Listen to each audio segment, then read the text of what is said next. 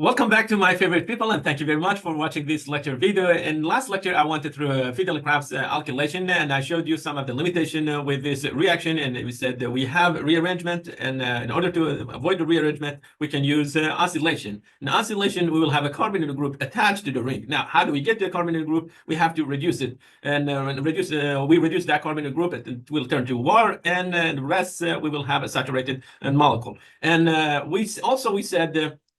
Any electron with a group, any electron with a group on the ring will technically shut down the reaction. So we cannot have any group that is capable of pulling electron density from the ring. For example, if you run this reaction, the oscillation, and you get this product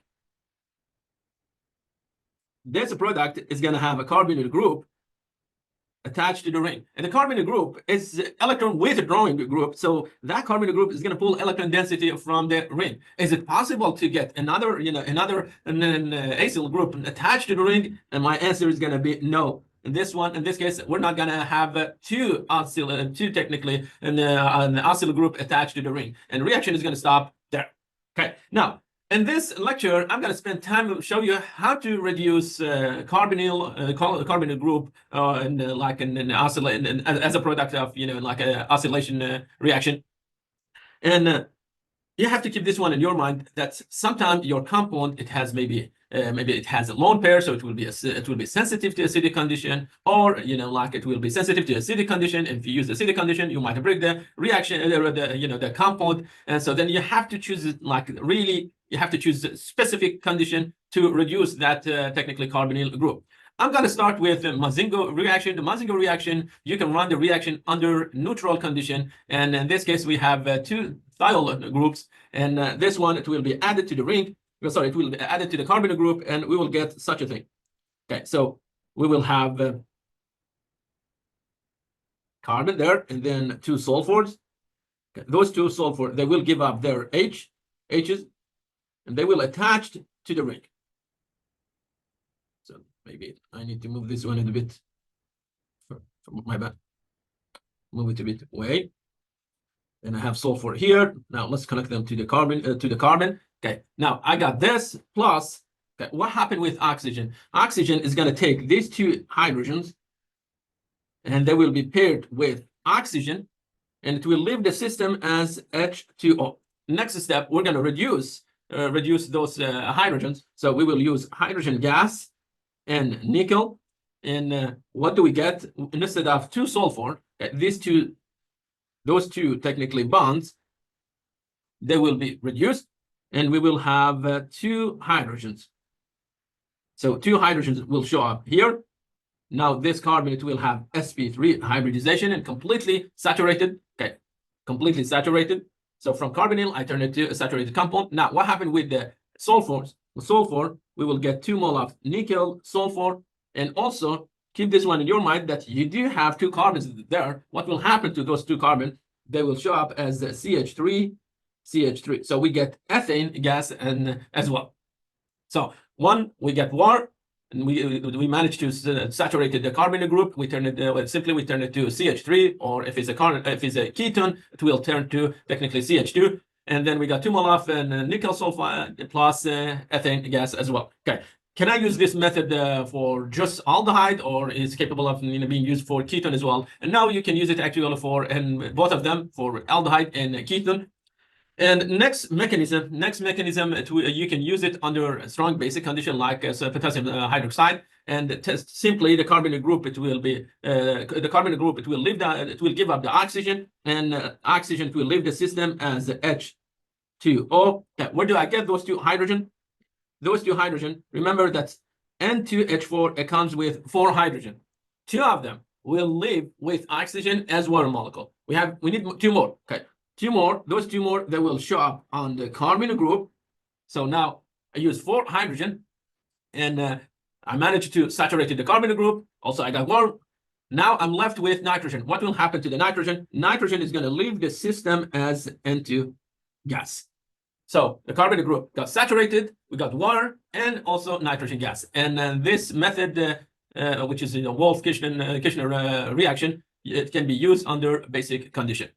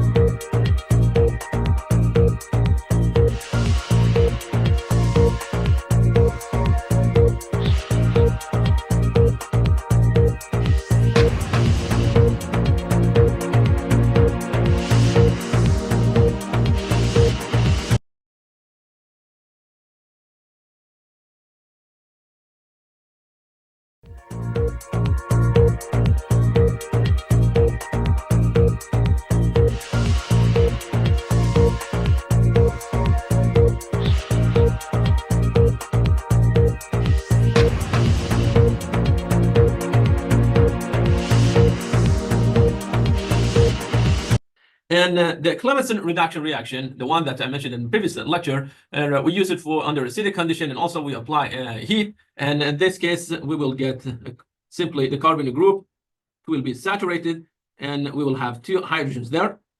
Again, so similar to the previous methods, the carbon group got saturated, and we got water molecule as well. Okay, the oxygen left as water molecule. I want to spend some time and talk about mechanism of this reaction.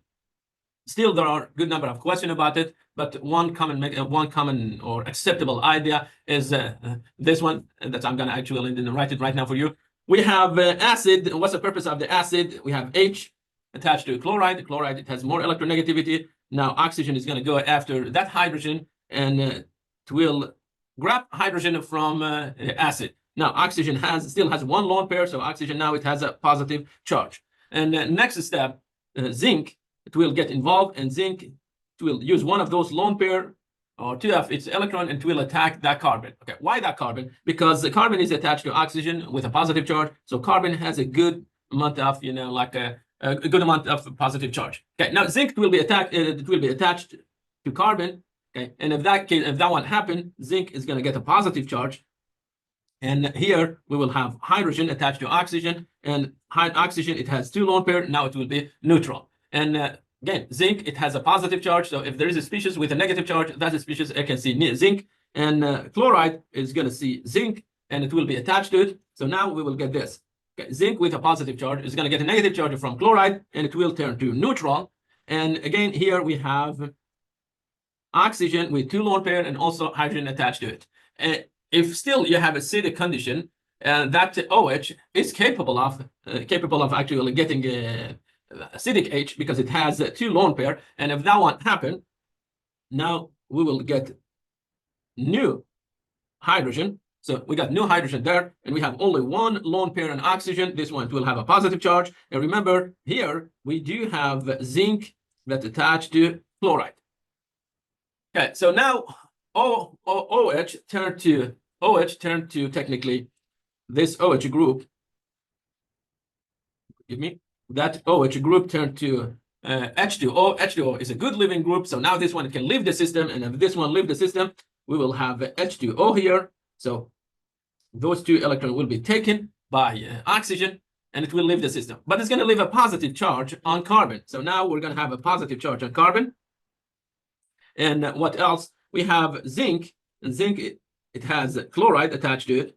Okay, and so in the next step, because zinc attached to carbon with a positive charge, zinc is going to try to give some electron density to carbon, or carbon is going to try to steal electron from zinc. And if that one happens, zinc is going to be short of electrons, so it will try to pull electron and some electron density from chloride. And we have another zinc, and that zinc is going to come after chloride. Okay, so we're going to pull that chloride. Okay, that zinc is coming with two electrons, so we will pull that chloride. Now we will have a zinc with a negative charge. Technically, we have a carbon here with a positive charge. Okay, that zinc now it can share the lone pair with carbon, and if that one happen, zinc is going to lose two electrons. Okay, zinc is going to lose two electrons, and it will make carbon negative. So now carbon is negative. Maybe I should write the negative charge somewhere here. And what will happen to zinc? Zinc lost two electrons. If you lose two electrons, okay, in that case, the charge from -1, it will turn to +1. So now we have a +1 charge on zinc. Okay, in that case, carbon with a negative charge is going to go after this acidic hydrogen, and it will take that hydrogen from it. So what do we get here? Now we got H there. Okay, we got H attached to carbon. And what else? We have zinc with a positive charge. Zinc with a positive charge attached to carbon.